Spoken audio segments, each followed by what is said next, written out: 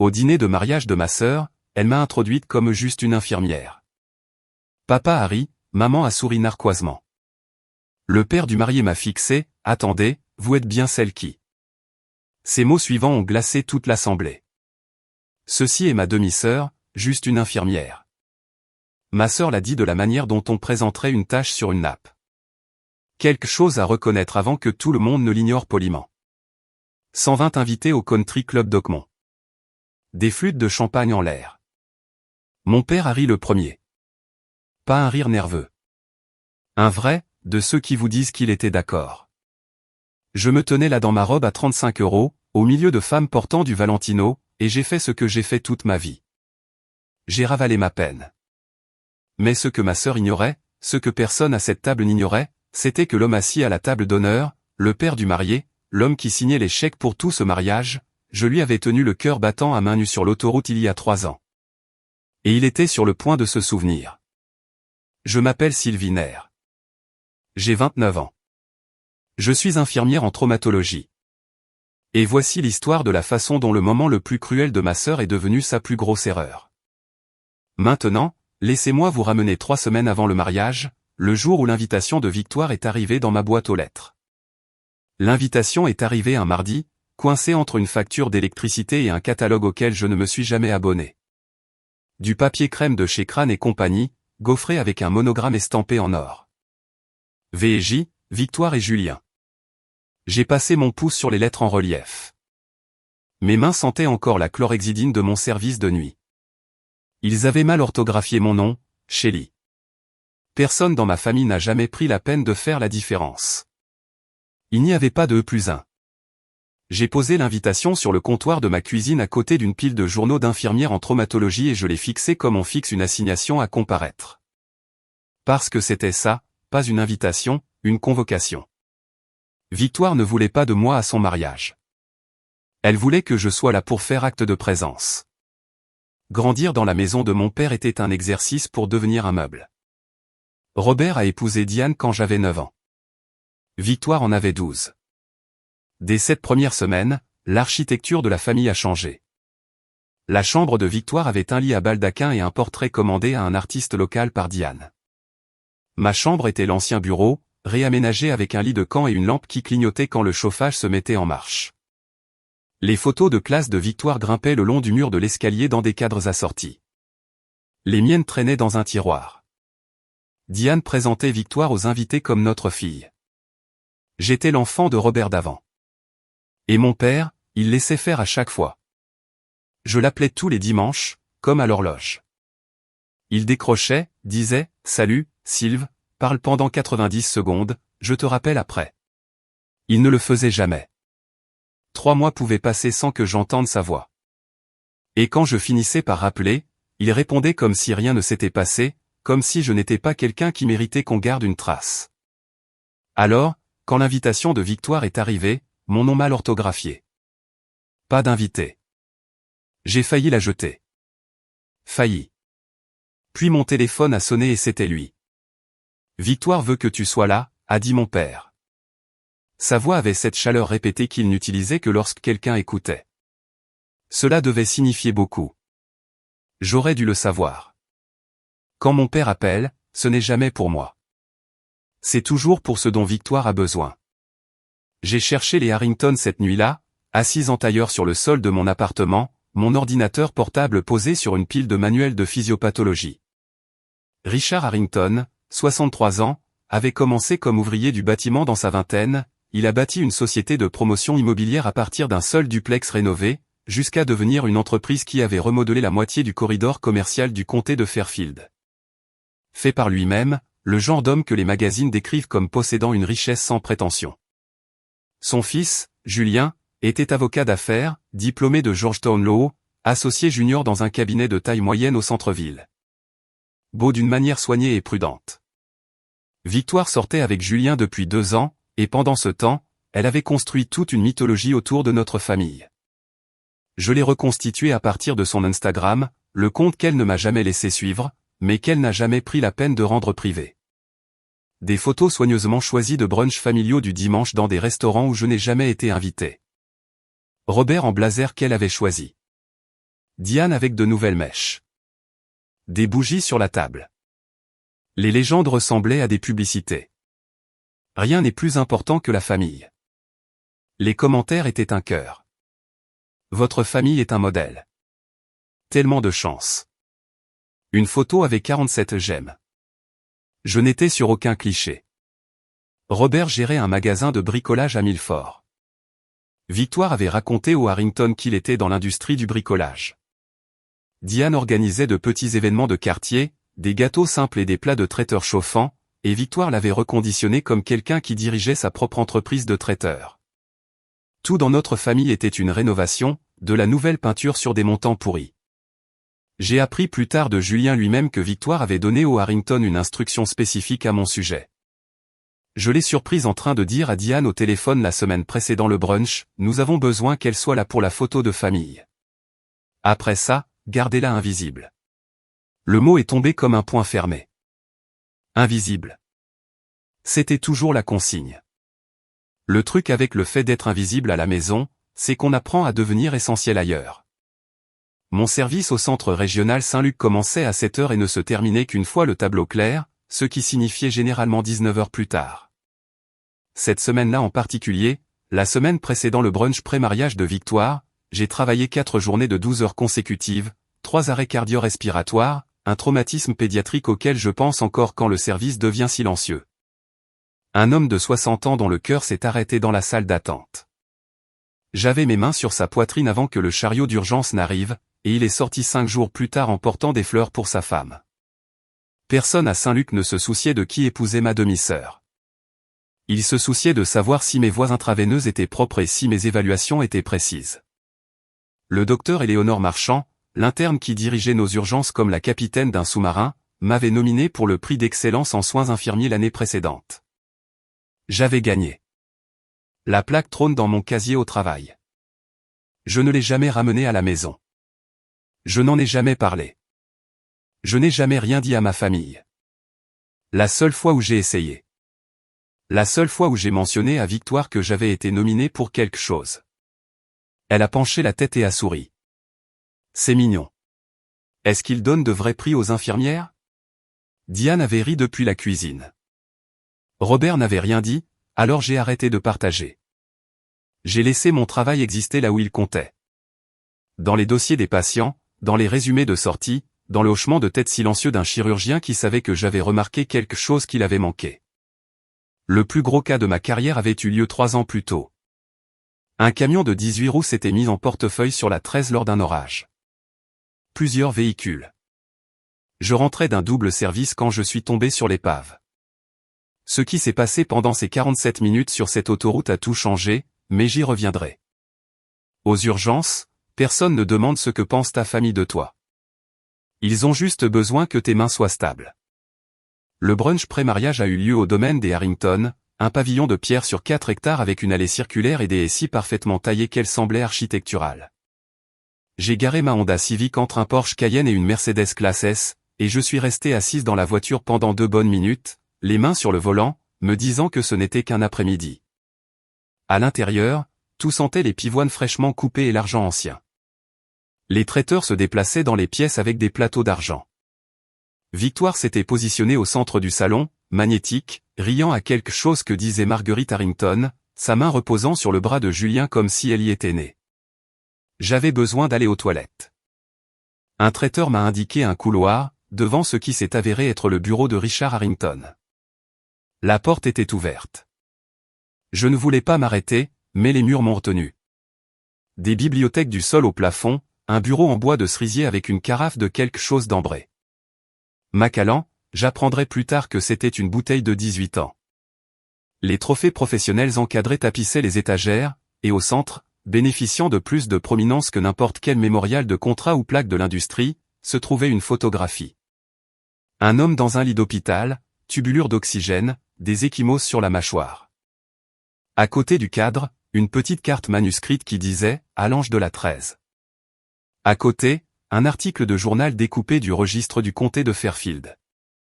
Le titre « Homme d'affaires local survit à un horrible accident d'autoroute grâce à une infirmière hors service ». J'ai regardé la photo. Le visage de l'homme était gonflé, à moitié couvert de gaz. Je ne le reconnaissais pas. Je traite des centaines de patients par an et 3 ans, c'est long. Les visages se brouillent, les détails se dissolvent. J'ai jeté un coup d'œil à l'article sans lire au-delà du titre. Puis Richard Harrington est entré derrière moi. C'est mon 2e anniversaire, a-t-il dit, faisant un signe de tête vers la photo. Le jour où quelqu'un m'a rendu ma vie. J'ai souri poliment. C'est incroyable. Il m'a regardé, a maintenu le regard un peu plus longtemps que ce qui était confortable. Puis Marguerite l'a appelé du couloir et le moment s'est brisé. Victoire est apparue à mon coude. Arrête d'embêter monsieur Harrington, a-t-elle sifflé. Viens. Elle m'a tiré loin avant que je puisse dire un autre mot. Les présentations du brunch ont eu lieu dans le jardin sous une pergola chargée de glycine. Victoire s'y déplaçait comme une attachée de presse, posée, efficace, chaque phrase polie jusqu'à briller. Ma mère, Diane, elle dirigeait sa propre entreprise de traiteur avant de prendre sa retraite. Diane rayonnait. Richard a hoché la tête, impressionné. Mon beau-père, Robert, il est dans l'industrie du bricolage depuis plus de 20 ans. Robert a redressé son blazer emprunté et a serré la main de Richard trop fermement. Puis Victoire est passée au groupe d'invités suivant sans s'arrêter. Elle m'a complètement ignoré. J'étais à 1 mètre, tenant un verre d'eau gazeuse, et elle a tourné son corps comme si j'étais un pilier. Marguerite Harrington l'a remarqué. Elle m'a tendu la main. Et qui est-ce? Le sourire de Victoire s'est serré à peine. De la façon dont un point de suture tire avant de se déchirer. Oh, c'est Sylvie. Elle est dans le coin. Marguerite m'a regardé avec une curiosité sincère. Que faites-vous, Sylvie? Avant que je puisse répondre, Victoire s'est penchée. Elle travaille à l'hôpital, d'une certaine manière. J'ai croisé le regard de Marguerite. Je suis infirmière diplômée au service des urgences du Centre régional Saint-Luc. Les sourcils de Marguerite se sont levés. Ah, ça doit être incroyablement exigeant. La main de Victoire s'est posée sur le bras de Marguerite, la redirigeant comme un gouvernail. Ça l'est. Au fait, Marguerite, je voulais vous montrer les maquettes florales pour les centres de table. Le fleuriste a fait quelque chose d'absolument magnifique avec les roses David Austin. Et c'est ainsi que je me suis retrouvé derrière elle à nouveau. En retournant dans la maison, Victoire s'est mise à marcher à côté de Diane et à chuchoter quelque chose que je n'ai attrapé qu'en fragments. Mais une phrase a été entendue entièrement. Elle parle déjà trop. Occupe-toi d'elle. Diane m'a jeté un coup d'œil par-dessus son épaule. A souri. Le genre de sourire qui n'en est pas un. Diane m'a trouvé près du jardin de roses, seul avec mon verre d'eau, regardant les traiteurs débarrasser les plateaux du brunch. Elle s'est approchée comme elle le faisait toujours, doucement, comme une porte qui se ferme si doucement que vous ne remarquez pas que vous avez été enfermé dehors. Chérie, a-t-elle dit en touchant mon bras. On peut parler une seconde? Elle m'a guidé vers un banc en pierre à l'extrémité du jardin, loin des autres invités. Les guirlandes lumineuses n'avaient pas encore été allumées. C'était le genre de coin où l'on met les choses qu'on veut cacher. Victoire est sous tellement de pression, a dit Diane, sa voix dégoulinant d'une sympathie fabriquée. Ce mariage est tout pour elle. Tu comprends ça, n'est-ce pas? Que me demandes-tu de faire, Diane? Elle a cligné des yeux, recalibrant. Juste être solidaire. Être discrète. Ne pas faire en sorte que ça tourne autour de toi. J'avais déjà entendu ce scénario à Thanksgiving quand Victoire a annoncé ses fiançailles et qu'on m'a dit de ne pas éclipser le moment en mentionnant ma nomination pour l'excellence en soins infirmiers. Au 60e anniversaire de Robert, quand Diane a suggéré que je fasse une apparition rapide pour que le photographe puisse avoir juste la famille proche. À ma propre remise de diplôme universitaire où Robert est arrivé en retard, a regardé son téléphone pendant la cérémonie et est parti avant que je ne traverse la scène parce que Diane avait une migraine. J'étais toujours la chose à gérer, la variable à contrôler. Je comprends, Diane, dis-je, et je le pensais. Chaque mot. Je suis retourné à l'intérieur et j'ai appelé mon amie Priya depuis le parking de l'hôpital, assise sur le capot de la Civic. Je ne sais pas pourquoi je suis venu, lui dis-je. Et puis je l'ai entendu. La voix de Victoire portant à travers une fenêtre ouverte. Elle était au téléphone avec quelqu'un. Et ce qu'elle a dit ensuite a tout changé. Non, j'ai dit aux Harrington qu'elle avait des problèmes, des trucs émotionnels.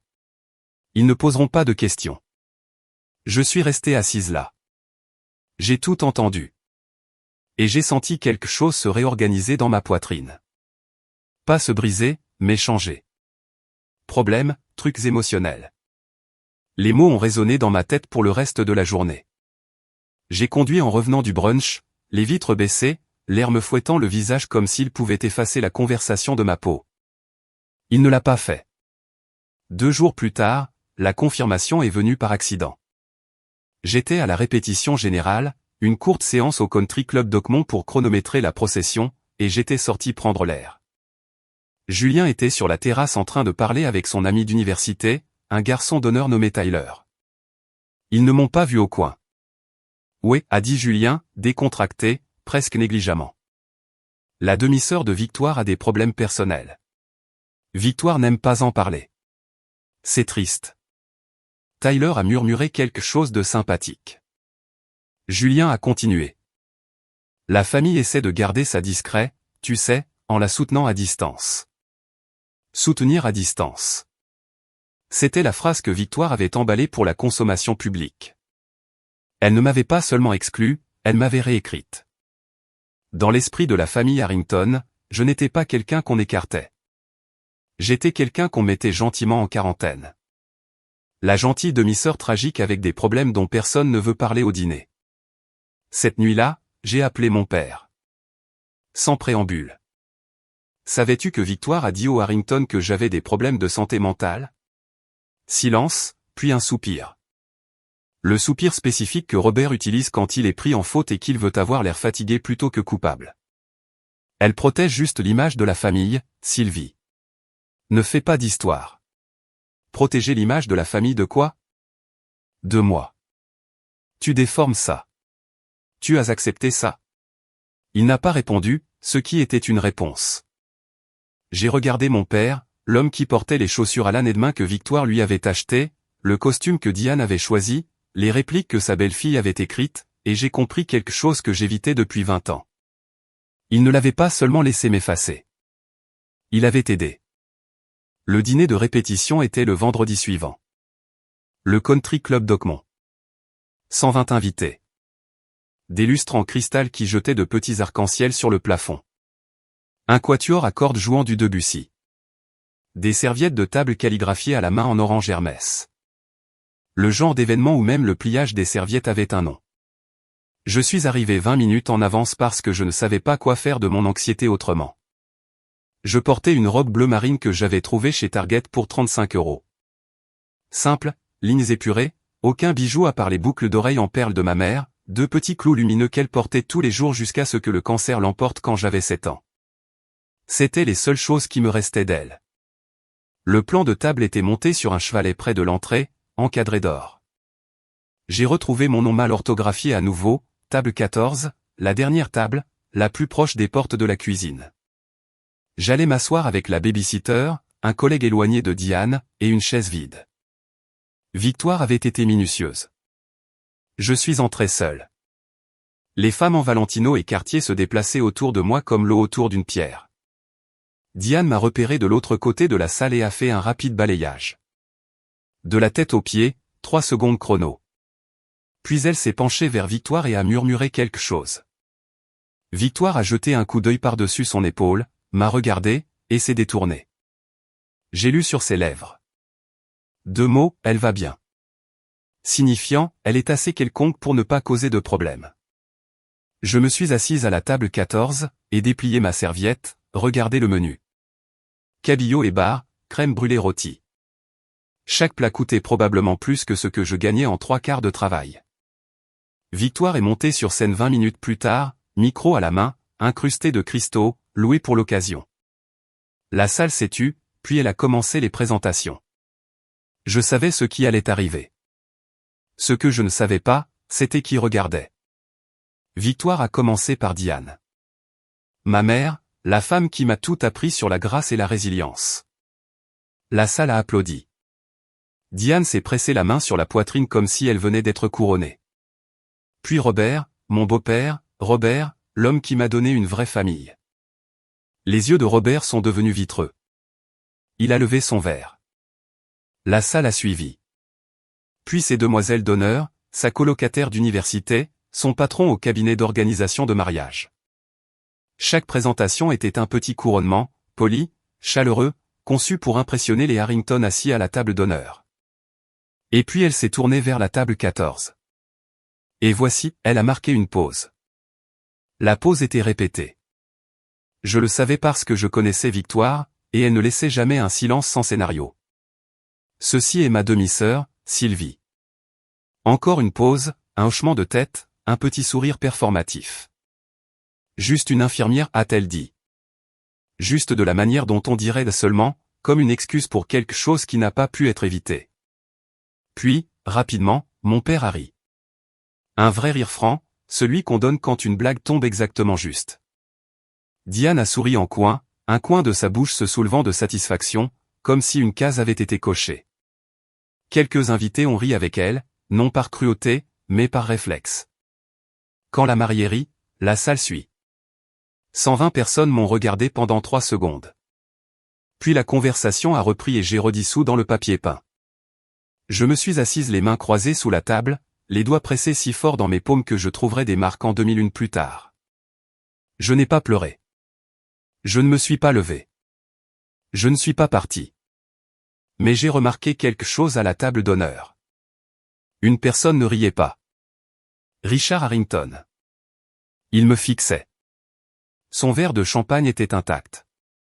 Il s'est penché vers Marguerite et a dit quelque chose que je n'ai pas pu entendre. Puis il s'est tourné vers Julien, et j'ai vu ses lèvres former 5 mots. Cette fille, je l'ai déjà vue. Le toast de Victoire est arrivé 30 minutes plus tard. Elle tenait le micro en cristal comme un sceptre, éclairé par derrière par les lustres, sa silhouette découpée sur un mur de rose blanche.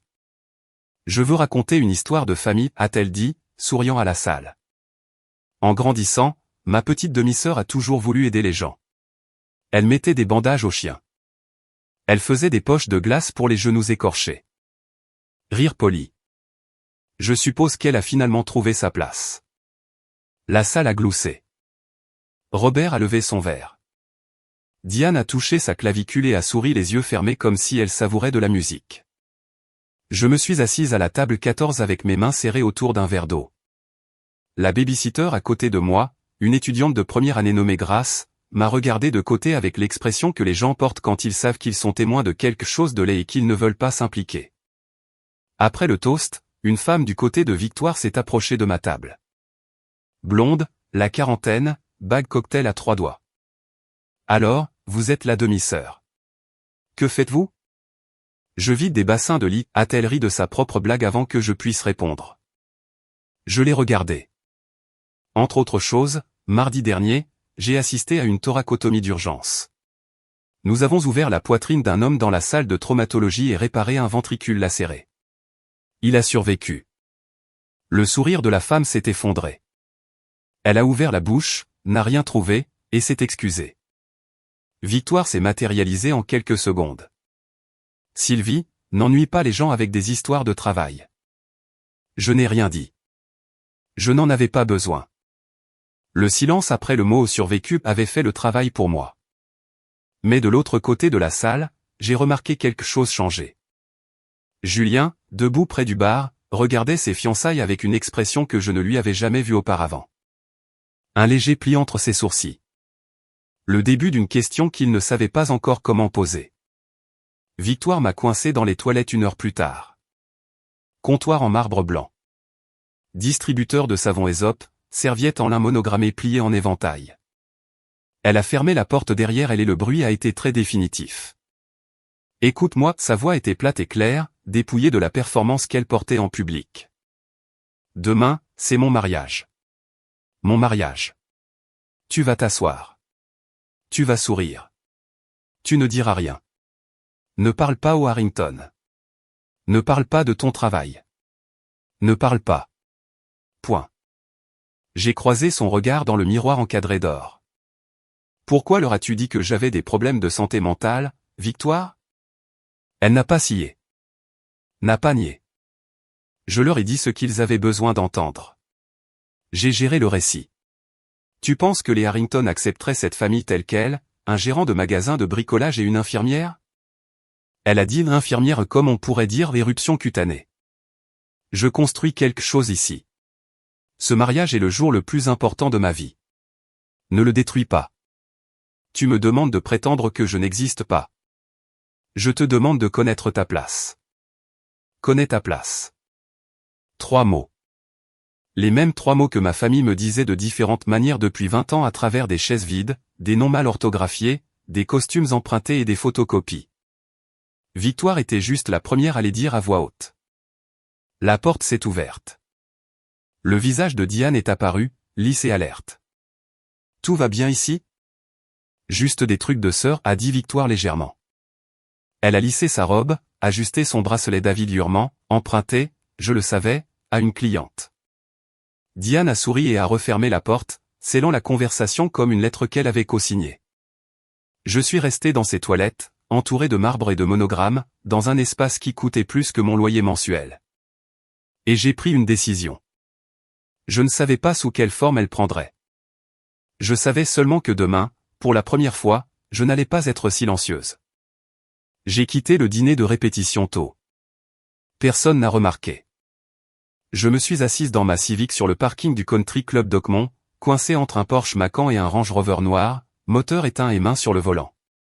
Le porte-clés avec l'inscription infirmière diplômée, un cadeau de l'équipe des urgences après ma première année, a attrapé la lumière de la rue et a projeté un minuscule reflet sur le tableau de bord.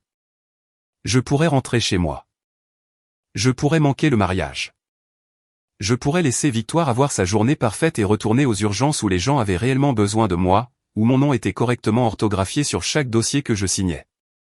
Personne dans cette salle de bal ne me manquerait. C'était tout le but de la table 14. J'ai appelé le docteur Éléonore Marchand. Elle a décroché à la 2e sonnerie. Elle le faisait toujours, même en dehors des heures de service, parce que c'était ça, Hélène. Ils t'ont appelé juste une infirmière. Sa voix était stable comme l'est un scalpel. Sylvie, tu as sauvé plus de vies en un an que la plupart des gens n'en sauvent en une vie. Ne laisse personne te rabaisser. J'ai regardé par les fenêtres du sol au plafond de la salle de bal. À l'intérieur, la fête continuait sans que personne ne me manque. Et puis j'ai vu Richard Harrington. Il était seul au bar, un verre à la main, regardant par la même fenêtre que moi. Pendant un instant, nos regards se sont croisés à travers la vitre, le parking et la distance entre ce que j'étais et ce qu'il pensait que j'étais. Puis mon téléphone a vibré. Un SMS d'un numéro que je ne reconnaissais pas. C'est Marguerite Harrington. J'ai eu votre numéro sur la liste des invités. Je voulais juste dire que je suis contente que vous soyez là demain. Richard vous demandait de vos nouvelles. J'ai lu le message 3 fois. Je ne comprenais pas pourquoi elle l'avait envoyé. Je ne comprendrai que demain. Mais quelque chose dans ce message, quelque chose dans la façon dont elle avait écrit Richard vous demandait de vos nouvelles m'a dit de rester. J'ai démarré le moteur, mais j'ai conduit vers la maison, pas loin de demain. Vous savez, assise dans ce parking, j'ai failli m'en aller. J'ai failli laisser Victoire gagner à nouveau. Et je pense que beaucoup d'entre vous connaissent ce sentiment, ce moment où votre main est sur le volant et vous vous demandez, est-ce que ça vaut le coup? Si vous êtes déjà resté quand tout temps vous voulez partir, dites-moi dans les commentaires ce qui vous a fait rester. Et si cette histoire vous attire, abonnez-vous. La partie qui a tout changé arrive. Le mariage a eu lieu au domaine des Harrington. 200 invités, des arrangements floraux venus des Pays-Bas, des pivoines, des roses de jardin, du jasmin retombant. Victoire portait une robe de mariée Vera Wang qui capturait la lumière de septembre et la transformait en quelque chose de sacré. Un orchestre à cordes jouait pendant la cérémonie. Un orchestre de jazz s'échauffait derrière la tente pour la réception. Le tout ressemblait à un décor de film. Je suis arrivé tôt parce que je ne me faisais pas confiance pour arriver du tout. Victoire m'a intercepté dans l'allée. Pourquoi es-tu en avance? Reste en dehors des photos jusqu'à ce que je t'appelle. Elle m'a appelé une fois pour la photo de famille complète. Le photographe m'a placé à l'extrême bord derrière l'épaule de Diane. Je verrai la photo plus tard. Mon visage a été recadré de toutes les versions que Victoire a publiées. À la réception, j'ai trouvé ma place. Table 18, près de l'entrée de service. 2 des chaises à ma table étaient vides. Des invités qui ne sont pas venus. La nappe était légèrement froissée. Le centre de table avait moins de tiges que les autres. J'avais été placé aussi près de l'invisibilité que la géométrie le permettait, mais ensuite Richard Harrington est apparu. Il faisait le tour de la salle table par table, serrant des mains et remerciant les gens d'être venus. Quand il est arrivé à la table 18, il n'a pas serré ma main. Il a tiré une chaise et s'est assis. Vous savez, a-t-il dit en faisant tourner lentement son verre. Il y a 3 ans, j'ai failli mourir sur la 13. Un camion m'a percuté de plein fouet. J'étais coincé. Et pendant 47 minutes avant l'arrivée d'une ambulance, une personne m'a gardé en vie. Il m'a parlé de la pluie, du verre brisé, de la femme qui a rampé à travers l'épave et a maintenu ma tête immobile. Elle m'a parlé pour que je ne perde pas connaissance. Le ambulancier a dit que si elle n'avait pas été là, je serais dans une boîte. Pas à ce mariage. Mon cœur battait la chamade, mais je n'avais toujours pas fait le lien. 3 ans, des centaines de patients, les visages se brouillent. Il m'a regardé. Je suis désolé. Vous me rappelez quelqu'un. Puis quelqu'un a appelé son nom de l'autre côté de la tente, et il s'est levé, m'a serré l'épaule et est parti. Le discours de réception de Victoire était son chef-d'œuvre. Elle s'est tenue au centre de la piste de danse, un micro sans fil à la main, l'autre main pressée contre son cœur, et elle a remercié chaque personne qui lui avait fait sentir qu'elle comptait. Diane, mon roc, ma boussole, ma première meilleure amie. Robert, mon héros. L'homme qui m'a montré à quoi ressemble un vrai père. Ses demoiselles d'honneur, sa colocataire d'université, son patron, les garçons d'honneur de Julien, les Harrington, ma nouvelle famille, les gens que j'attendais toute ma vie de rencontrer. Elle a remercié le fleuriste, le traiteur, le quatuor à cordes. Elle a remercié le coordinateur du lieu par son nom et prénom. Elle n'a pas dit mon nom, pas une seule fois, même en passant. 200 personnes ont applaudi. Diane a hoché la tête avec la satisfaction de quelqu'un qui regarde un plan s'exécuter sans faute. Robert a levé son verre. Personne n'a remarqué l'omission parce qu'on ne peut remarquer l'absence de quelqu'un que si on savait qu'il était censé être là. Je me suis assise à la table 18 avec 2 chaises vides et un centre de table qui se fanait déjà. Et j'ai écouté ma sœur remercier chaque personne dans son orbite sauf moi. Julien s'est penché vers Victoire après. Tu n'as pas mentionné Sylvie. Victoire lui a touché la joue. Elle préfère ça. Crois-moi. Je suis allé aux toilettes, j'ai verrouillé la cabine, je me suis regardé dans le miroir, les boucles d'oreilles de ma mère attrapant la lumière de la coiffeuse, mes yeux secs, mon visage complètement immobile. J'ai touché les boucles d'oreilles. Maman aurait appelé mon nom. Maman aurait appelé au début. La porte s'est ouverte. Marguerite Harrington est entrée. Elle m'a vu. Elle n'a pas fait semblant de ne pas l'avoir fait. J'ai remarqué que vous n'avez pas été mentionné, a-t-elle dit calmement. Ça va? J'y suis habitué. Marguerite a maintenu mon regard. Personne ne devrait y être habitué. J'ai trouvé mon père sur la terrasse, appuyé contre la balustrade en pierre avec un verre de Macallan 25 versé du bar privé des Harrington, payé avec l'argent des Harrington, contenu dans le cristal des Harrington. Papa, il s'est retourné. Il y a eu un éclair de quelque chose dans ses yeux. Reconnaissance peut-être, ou le léger malaise d'un homme qui sait qu'il va se faire poser une question à laquelle il ne peut pas échapper.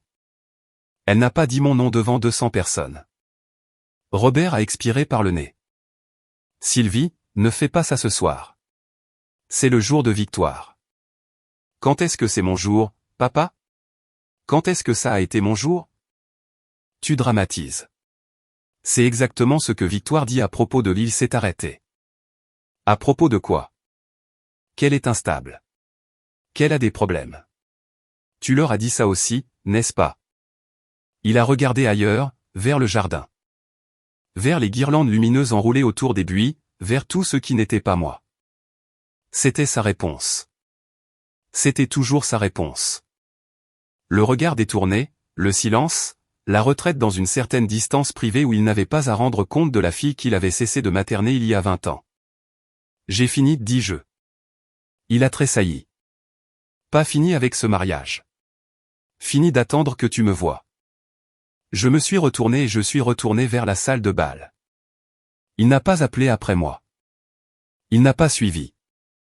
Il est resté sur la terrasse dans son costume emprunté, buvant du scotch emprunté, et m'a laissé partir comme il m'avait laissé partir chaque jour depuis qu'il avait épousé Diane.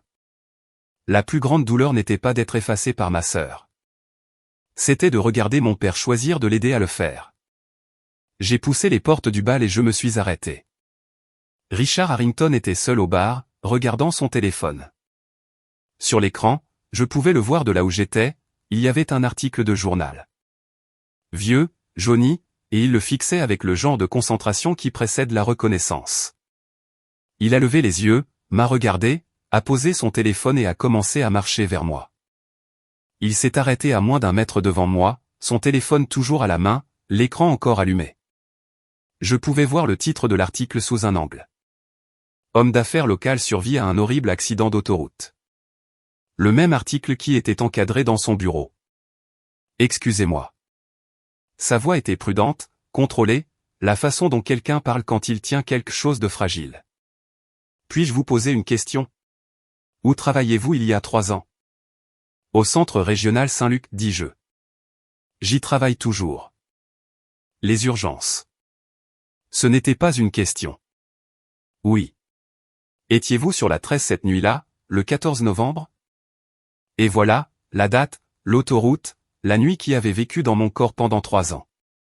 Dans mes mains, dans mes épaules, dans la façon dont je sursaute encore quand j'entends des pneus se bloquer sur chaussée mouillée. Oui, dis-je. Ma voix s'est brisée pour la première fois de la nuit. Richard est resté très immobile. Ses yeux se sont lentement remplis comme l'eau monte dans un bassin. Pas soudain, pas dramatique, juste stable et certain. C'est vous, dit-il. Monsieur Harrington, je vous avais tenu ma tête pendant 47 minutes sous la pluie. Vous m'avez parlé pour que je ne perde pas connaissance. Vous m'avez parlé des boucles d'oreilles de votre mère, celles qu'elle porte en ce moment. Pour que j'aie quelque chose sur quoi me concentrer alors que je ne sentais plus mes jambes. Ma main est allée à mon oreille. Le clou en perle. Le clou en perle de maman. Celui que je portais cette nuit-là sur l'autoroute. Celui que j'avais décrit à un étranger saignant et coincé pour le maintenir ancré à quelque chose de doux pendant que les sirènes étaient encore à des kilomètres. Le regard de Richard est tombé sur la boucle d'oreille. Sa mâchoire s'est serrée et sa voix s'est brisée. C'est vous. Puis la voix de Victoire a craché dans les haut-parleurs. Attention tout le monde. C'est l'heure de la danse père-fille. Richard a dû partir, mais il a pris ma main. Ses 2 mains autour des miennes et a dit, ne partez pas, s'il vous plaît. J'ai quelque chose à dire ce soir. Pendant 3 ans, il m'avait cherché, et j'étais ici, dans la famille de son fils, assise à la table 18. La danse père-fille s'est déroulée sous un dé de guirlandes lumineuses. Victoire et Robert ont dansé sur What a Wonderful World, et la salle est devenue silencieuse. Victoire a posé sa tête sur l'épaule de Robert et a souri pour le photographe. C'était une belle image. C'était toujours une belle image avec Victoire. Je me tenais près du bord de la tente et j'ai vu Richard disparaître par une porte latérale. Il a été absent pendant 12 minutes. J'ai compté. Ce que j'ai appris plus tard, ce que Richard m'a dit lui-même, c'est ceci. Il a marché jusqu'au bout du jardin, a sorti son téléphone et a appelé le centre médical régional Saint-Luc. L'opérateur de nuit l'a mis en relation avec les urgences. Le docteur Éléonore Marchand était de garde. Je cherche les dossiers d'une infirmière en traumatologie nommée Sylvie Nair, a dit Richard. Elle était impliquée dans un accident de plusieurs véhicules sur la 13 le 14 novembre, il y a 3 ans. Le patient était Richard Harrington. Il y a eu une pause. Puis la voix d'Hélène, stable comme toujours.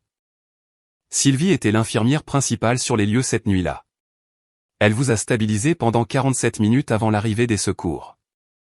Elle a reçu une mention officielle de l'hôpital. Monsieur Harrington, honnêtement, elle vous a sauvé la vie. Pouvez-vous m'envoyer la lettre de félicitations par email? Je peux vous l'envoyer tout de suite. 3 minutes plus tard, le téléphone de Richard a vibré. L'email est arrivé du bureau de l'infirmière en chef de Saint-Luc. 6 juin, une lettre de félicitations formelle signée par le chef de la chirurgie et le directeur de l'hôpital. Elle décrivait l'incident avec un langage clinique précis. Sylvie Nair, IRM, BSN, a fait preuve d'un calme extraordinaire dans des conditions extrêmes, stabilisant un patient grièvement blessé avec un traumatisme présumé de la colonne cervicale en utilisant une stabilisation manuelle en ligne pendant 47 minutes par mauvais temps. Richard l'a lu 2 fois, a fermé l'email, a appelé Marguerite. J'ai besoin du micro après les toasts, a-t-il dit. J'ai une annonce. Marguerite a marqué une pause. Quel genre d'annonce? Le genre que cette famille a besoin d'entendre. Je suis retourné à la table 18. La piste de danse était pleine maintenant. Victoire rayonnait, tournoyant avec Julien, puis avec Robert, puis avec un garçon d'honneur. La salle orbitait autour d'elle. Diane photographiait tout, organisant la soirée en temps réel. Je me suis assise seule avec les chaises vides et le centre de table qui s'amincissait et mon reflet dans la lame d'un couteau à dîner. Les boucles d'oreilles en perles me regardaient en retour, 2 petits points de lumière dans toute cette obscurité. Puis Marguerite Harrington s'est assise à côté de moi. Elle ne s'est pas annoncée, n'a pas fait de scène. Elle a simplement tiré la chaise à côté de la mienne, la pire table de la salle, a posé sa pochette sur la nappe, et s'est installée comme si elle avait choisi ce siège exprès. Son châle Loro Piana drapé sur le dossier de la chaise, discret, coûteux, silencieux de la manière dont la vraie richesse est silencieuse. Nous sommes restés assis en silence un moment. Puis elle a parlé. Richard m'a parlé de l'autoroute.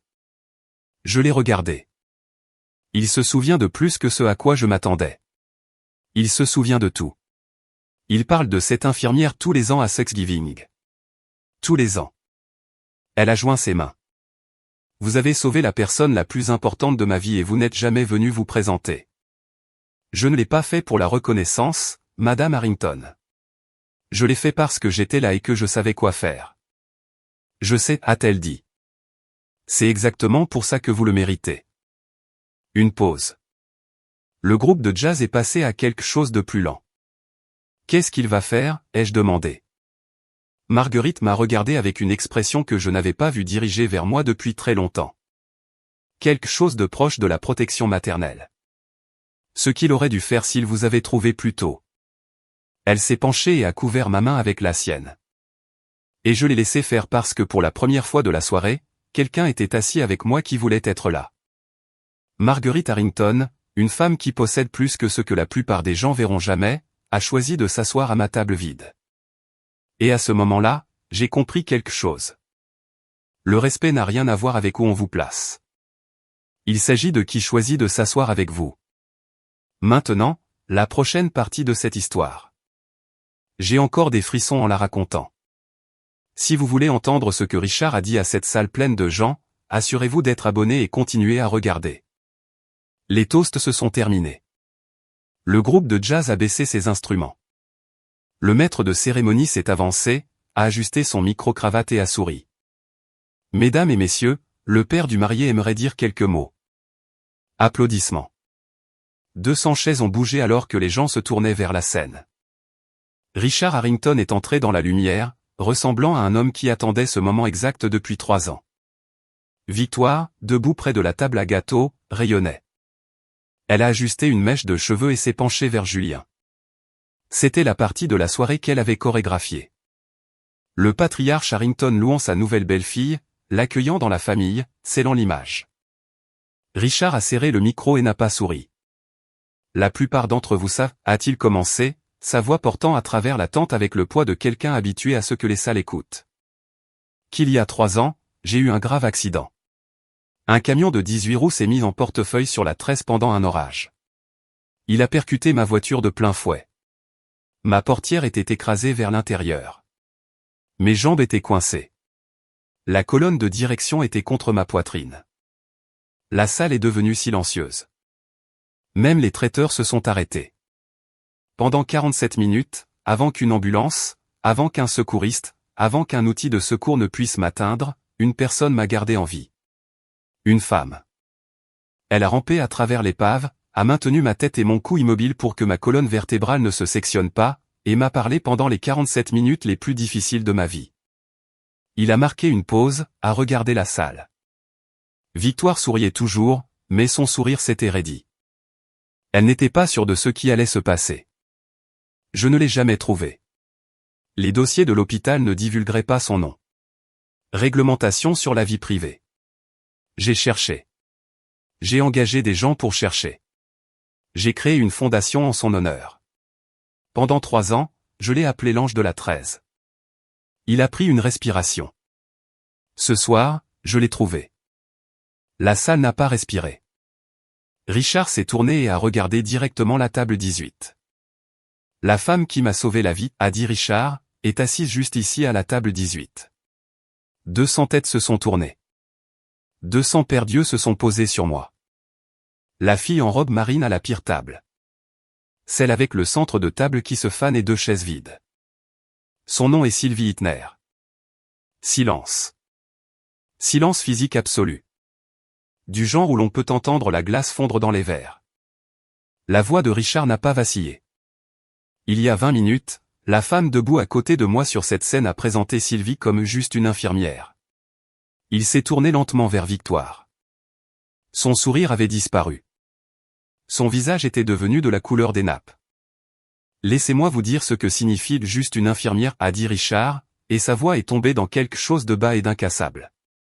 Cela signifie s'agenouiller dans du verre brisé sous la pluie à 23 heures. Cela signifie maintenir la tête d'un étranger immobile pendant 47 minutes pour que sa colonne cervicale ne se sectionne pas.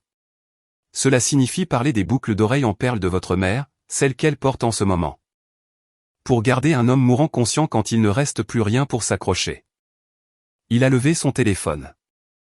L'écran était tourné vers le public. L'email de Saint-Luc. La lettre de félicitations, le sceau de l'hôpital. Ceci vient du centre médical Saint-Luc. Une félicitation formelle signée par le chef de la chirurgie et le directeur de l'hôpital. Elle dit que Sylvie Hitner a fait preuve d'un calme extraordinaire dans des conditions extrêmes, qu'elle était seule responsable de ma stabilisation jusqu'à l'arrivée des ambulanciers.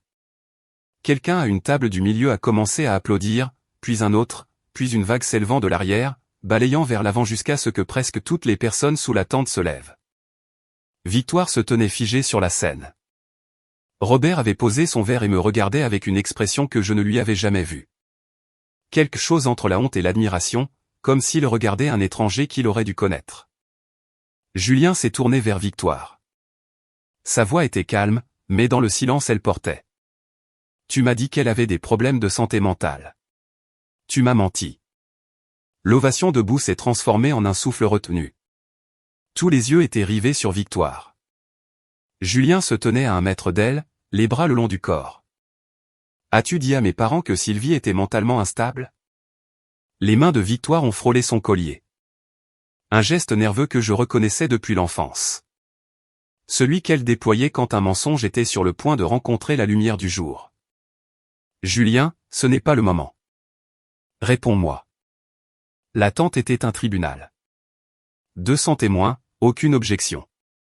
Victoire a essayé de sourire. C'est sorti mal, trop large, trop vif. Le réflexe social d'une femme qui avait passé toute sa vie à jouer un rôle. J'essayais juste de garder les choses simples. Marguerite Harrington s'est levée de la table 18. Sa voix était calme, cultivée, et absolument dévastatrice. Simple. Tu as menti à notre famille sur la femme qui a sauvé la vie de mon mari. Tu as inventé une maladie mentale pour pouvoir la cacher au fond de la salle. Robert a fait un demi-pas en avant. Ne mettons pas ça hors de proportion. Richard l'a coupé sans élever la voix. Robert, avec tout le respect que je vous dois, votre fille a inventé une histoire sur la santé mentale de votre autre fille pour manipuler ma famille. Ce n'est pas un problème de proportion. C'est un problème de caractère. Les yeux de Victoire sont devenus humides. Des larmes ont coulé. Rapide, pratiqué. Le genre qui apparaît sur commande. Diane s'est approchée d'elle, tendant la main. Mais Victoire a repoussé la main de sa mère, et sa voix s'est brisée en quelque chose de brut. C'est sa faute, a-t-elle dit, pointant vers moi. Elle aurait dû rester invisible. Un halètement a parcouru la salle comme le vent dans des rideaux. 200 personnes l'ont entendu. La babysitter à ma table, les traiteurs près de la cuisine, Julien, Richard, mon père. Elle aurait dû rester invisible. Personne ne l'avait coachée pour dire ça. Personne ne l'avait scénarisé, et cela en faisait la chose la plus honnête que Victoire ait dite de toute la nuit. Richard a repris le micro. La salle résonnait encore de l'éclat de Victoire, mais il se tenait au centre comme un homme qui avait résisté à pire qu'un mariage qui tourne mal. Je n'avais pas prévu de faire ça ce soir, a-t-il dit. Sa voix était rugueuse sur les bords maintenant, la façon dont les voix deviennent quand l'émotion a été retenue et qu'on lui permet enfin de monter. Mais je pense que le moment ne pourrait pas être plus juste. Il s'est redressé, a regardé la salle. Il y a 3 ans, après l'accident, j'ai créé la bourse de la Fondation Harrington pour les premiers intervenants, 200 000 € annuels pour les infirmières et les ambulanciers qui font preuve d'un dévouement exceptionnel sur le terrain. Des murmures ont parcouru la tente. J'ai passé 3 ans à chercher la bonne personne pour recevoir le prix inaugural. Il a regardé à travers l'État, à travers le pays, examiné des dizaines de nominations. Il a secoué lentement la tête, et elle était là, à la table 18, dans une robe à 35 €. Il est descendu de la scène. Le projecteur l'a suivi, la même lumière qui avait illuminé la robe Vera Wang de Victoire à 12 000 €, traçait maintenant un homme de 63 ans marchant vers le fond de la salle. Il s'est arrêté à ma table, a tendu la main. Sylvie Nair, au nom de la Fondation Harrington, je voudrais vous inviter officiellement en tant que première récipiendaire de cette bourse. Elle financera une certification avancée en soins infirmiers en traumatologie, la formation continue et tout ce dont vous avez besoin pour continuer à faire ce que vous faites. Je me suis levé. Mes jambes étaient instables, mais mes yeux étaient secs. J'ai pris sa main. La salle s'est levée avec moi. 200 personnes. Une ovation debout qui a fait trembler les poteaux de la tente. Richard s'est penché et a dit doucement, juste pour moi. Merci pour ma vie. Derrière nous, Victoire est restée sur la scène, seule sous le projecteur qui ne lui appartenait plus. Son mariage, ses invités, sa scène. Et la seule histoire que tout le monde retiendrait de cette nuit serait celle qu'elle avait essayé d'effacer. Je n'ai pas sauvé Monsieur Harrington pour la reconnaissance. Je l'ai sauvé parce que c'est ce que font les infirmières. Mais je ne vais pas prétendre que ça n'a pas d'importance que quelqu'un l'ait enfin vu. Julien a pris Victoire par le bras et l'a emmenée par les portes vitrées jusqu'à la terrasse. Il n'a pas tiré. Il n'a pas élevé la voix, mais sa main était ferme et Victoire l'a suivi parce que pour la première fois dans leur relation, elle n'avait pas de scénario pour ce qui se passait. À travers la vitre, les invités pouvaient voir leur silhouette. Les bras croisés de Victoire. Les mains de Julien dans ses poches, puis sorties, puis dans ses cheveux. Le langage corporel d'un homme recalibrant tout ce qu'il pensait savoir. Des fragments de conversation ont déferlé par la porte entr'ouverte. Tu as dit à mes parents qu'elle était instable, a dit Julien. Tu m'as fait croire que la demi-sœur de ma propre femme était quelqu'un à plaindre. De quoi d'autre as-tu menti? Tout ce que j'ai fait, c'était pour nous, Julien. Pour notre image. Notre image? Je t'ai épousée parce que je pensais que tu étais gentille. Mon père a failli mourir et la personne qui l'a sauvée était assise au fond de notre mariage parce que tu l'as mise là. Elle n'est personne. Elle est la raison pour laquelle mon père m'a mené à l'hôtel aujourd'hui. Elle est quelqu'un. Silence. Puis la voix de Julien, plus basse maintenant, mais portant toujours. Voici ce qui va se passer. Tu vas t'excuser auprès de Sylvie. Pas plus tard. Ce soir, devant les gens qui ont regardé comment tu l'as humiliée. Et lundi matin, nous allons consulter un conseiller conjugal. Nous commençons la semaine prochaine. Tu ne peux pas être sérieux. Si je découvre que tu as menti sur autre chose, n'importe quoi, c'est fini. À travers la vitre, j'ai regardé la posture de Victoire changer. L'architecture confiante de sa colonne vertébrale s'est adoucie en quelque chose que je ne lui avais jamais vu. L'incertitude. Elle se tenait de l'autre côté du verre dans sa robe à 12 000 €. Et pour la première fois, l'armure ne tenait plus. Je ne suis pas allé chercher mon père. Il m'a trouvé. J'étais sur le balcon, à l'autre bout du domaine, loin du bruit, regardant le jardin où les guirlandes lumineuses faisaient de toute une promesse. L'air nocturne s'était refroidi, et je le sentais sur mes bras nus. Et ça ne me dérangeait pas parce qu'au moins c'était honnête. Sylvie. Je me suis retourné. Robert se tenait dans l'encadrement de la porte, son costume emprunté froissé, son visage ravagé. Il ressemblait à un homme qui venait de regarder quelque chose s'effondrer et réaliser qu'il se tenait dessus. Je ne savais pas, a-t-il dit. Pour l'autoroute? Pour Richard? Non, dis-je. Tu ne le savais pas. Parce que tu n'as jamais demandé. Tu n'as jamais demandé ce qui se passait au travail. Tu n'as jamais demandé si j'allais bien. Tu n'as jamais rien demandé. Je pensais que je maintenais la paix. Tu maintenais Victoire heureuse. Ce n'est pas la même chose. Il a essayé de parler et les mots se sont dissous avant d'atteindre sa bouche. Puis il a pleuré. Mon père de 58 ans, debout sur le balcon d'un milliardaire dans un costume que sa belle-fille lui avait acheté, pleurant comme s'il venait de réaliser que la maison était déjà en feu quand il a cessé de vérifier les détecteurs de fumée. Je ne te déteste pas, papa. Je t'attends juste de me voir. Je me suis retourné et je suis retourné à l'intérieur. Il ne m'a pas appelé. Il n'a pas suivi. Il est resté sur la terrasse dans son costume emprunté, buvant du scotch emprunté, et m'a laissé partir de la même manière qu'il m'avait laissé partir tous les jours depuis qu'il avait épousé Diane. Je n'ai pas besoin de tes larmes, papa. J'ai besoin que tu te souviennes de cette sensation un mardi ordinaire quand Victoire te demandera de prétendre que je n'existe plus. Il a hoché la tête. J'ai repris le chemin du bal. Victoire est revenue dans la salle de bal 15 minutes plus tard. Son maquillage avait été retouché, mais ses yeux étaient rouges sous l'anticerne, et sa posture portait la raideur d'une femme qui venait de recevoir un ultimatum de l'homme qu'elle avait épousé 3 heures plus tôt. Julien marchait à ses côtés, sans la toucher. Présent, mais séparé. Elle a pris le micro, la 3e fois cette nuit. La première fois, elle avait présenté sa famille. La 2e fois, elle avait fait son toast. Cette fois, la salle savait ce qui allait arriver, et le silence était d'une autre espèce, attentif, judiciaire. Je dois des excuses à quelqu'un ce soir. Sa voix était mince. Elle a balayé la salle comme si elle cherchait une stratégie de sortie. Elle n'en a trouvé aucune. Sylvie, je n'aurais pas dû te présenter de la manière dont je l'ai fait. Je suis désolé. Elle s'est arrêtée. La salle attendait. Marguerite a parlé depuis sa chaise. Sa voix était polie, précise et implacable. Et les mensonges sur sa santé mentale. Le calme de Victoire s'est fissuré. Une fracture visible comme un cheveu dans la porcelaine. J'ai dit au Harrington des choses sur Sylvie qui n'étaient pas vraies. Je suis désolé pour ça aussi. L'excuse est tombée dans la tente comme une pièce de monnaie tombée dans une cathédrale. Petite, dure, résonnante. Ce n'était pas suffisant, et tout le monde le savait. Mais c'était ce qu'une nuit pouvait arracher. Je ne suis pas allé sur scène. Je ne l'ai pas serré dans mes bras. Je n'ai pas dit, je te pardonne. Parce que le pardon n'est pas un réflexe. C'est une décision qui mérite du temps.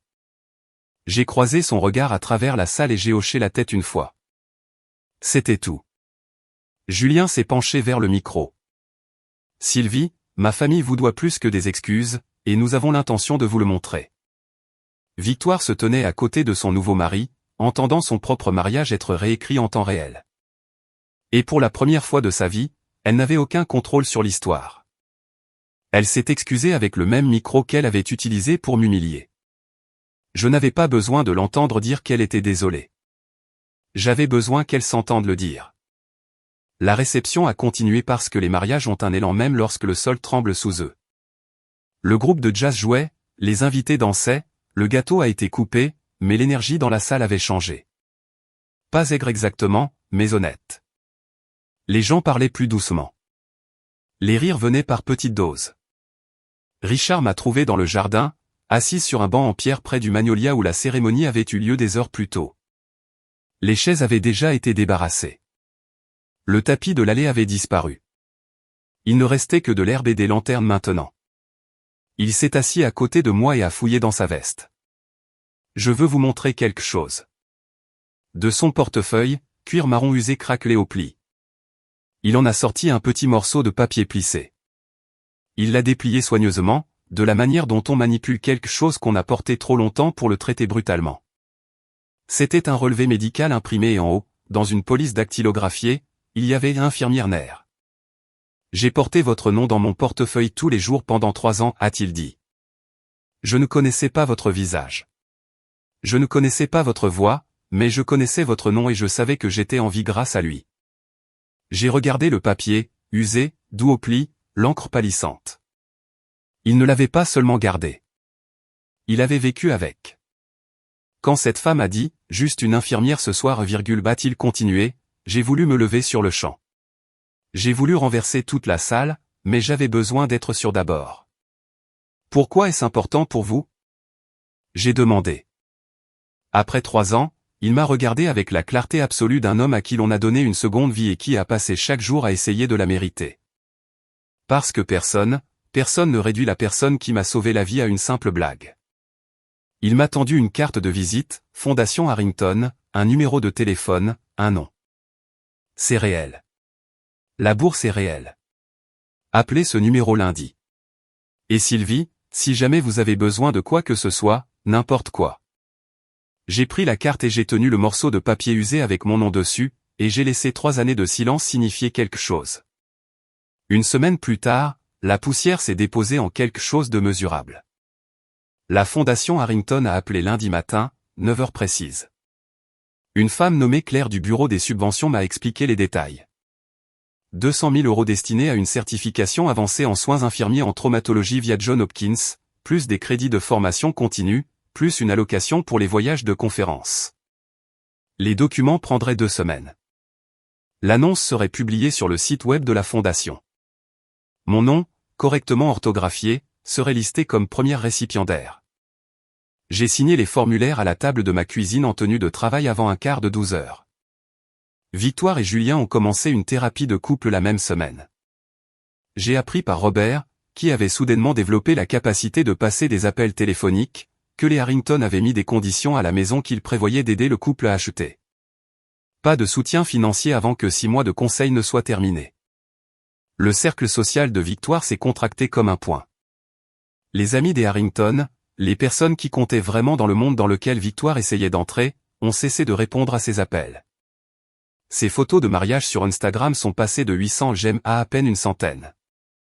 La section des commentaires, autrefois une parade d'émojis cœur, s'est tue.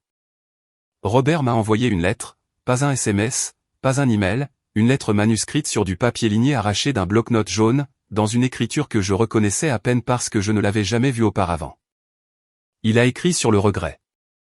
Il a écrit sur les choses qu'il aurait dû dire à ma remise de diplôme, à ma cérémonie d'assermentation à l'école d'infirmière, à chaque table où il avait laissé quelqu'un d'autre raconter ma vie. Il a écrit qu'il était désolé. Je l'ai lu. Je l'ai plié. Je l'ai mise dans le tiroir de ma table de chevet. Je n'ai pas répondu. Pas parce que je le punissais. Parce que certaines excuses ont besoin de repos avant de savoir si elles sont des graines ou juste des mots. Diane n'a pas appelé, n'a pas envoyé de SMS. C'était Diane. Quand il n'y avait plus rien à gagner, elle a disparu, cohérente jusqu'à la fin. Les excuses de Victoire ne lui ont rien coûté cette nuit-là. Le vrai prix est venu après, lorsque les gens pour qui elle jouait ont cessé de regarder. Je suis retourné travailler le lundi après le mariage, et les urgences ne se souciaient de rien de ce qui s'était passé dans une tente pleine de champagne et de guirlandes lumineuses. Un ouvrier du bâtiment est arrivé avec une barre d'armature dans l'avant-bras. Un adolescent a fait une overdose dans la baie des ambulances. Une grand-mère a fait un arrêt cardiaque dans la chambre 4 et nous l'avons ramenée. Le docteur Éléonore Marchand m'a rattrapé dans le couloir entre 2 traumatismes. Elle s'est appuyée contre le mur, les bras croisés et ses lunettes de lecture repoussées dans ses cheveux. Richard Harrington a rappelé l'hôpital ce matin, a-t-elle dit. Il voulait remercier personnellement le personnel infirmier. Il vous a spécifiquement mentionné. Elle a marqué une pause. Il a dit que vous étiez une héroïne. Je suis une infirmière, ai-je dit. C'est plus que suffisant.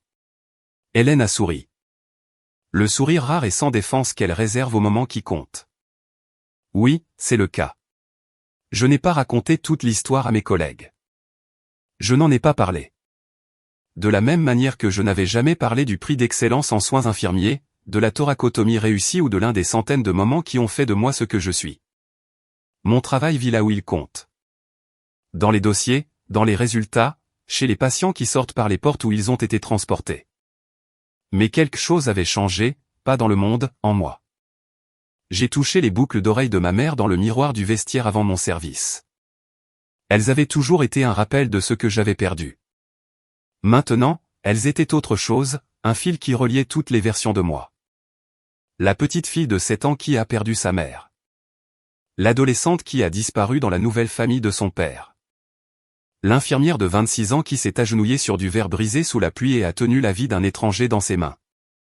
L'infirmière de 29 ans qui s'est assise à la table 18 et a refusé de partir. Je n'avais rien planifié. Je n'ai ni comploté ni fait de stratégie. J'ai juste vécu ma vie, fait mon travail, et finalement la vérité a rattrapé.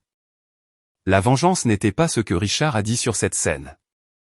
La vengeance, c'était 20 ans à devenir quelqu'un que Victoire ne pourrait jamais diminuer, peu importe à quel point elle essayait. La vraie force n'est pas bruyante. C'est les 47 minutes sous la pluie quand personne ne regarde. Si vous êtes assis à la table 18 dans votre propre famille, si quelqu'un vous a dit que votre travail, votre vie, votre contribution n'est juste rien, je veux que vous entendiez ceci. Vous n'êtes pas l'opinion que votre famille a de vous. Vous n'êtes pas la pire table à la fête. Vous êtes ce que vous faites quand personne n'applaudit. La semaine dernière, j'ai reçu une carte par la poste. Papier crème manuscrit, épais et lourd comme le papier véritable, de Richard Harrington. C'était une invitation pour Thanksgiving. Notre table peut accueillir 12 personnes, avait-il écrit. Il y a une chaise avec votre nom, orthographié correctement. C'était la première fois depuis des années que quelqu'un m'invitait à une table où je n'étais pas une réflexion après coup. J'ai épinglé la carte à mon réfrigérateur avec un aimant en forme de stéthoscope. Elle est à côté de mon horaire de travail et d'une photo de ma mère, celle où elle rit la tête en arrière, les boucles d'oreilles en perles attrapant la lumière. Je ne sais pas ce qui va se passer ensuite avec mon père. Je ne sais pas si Victoire va changer ou si elle va juste apprendre à cacher les parties d'elle-même qui ont été exposées. Je ne sais pas si Diane va un jour décrocher le téléphone.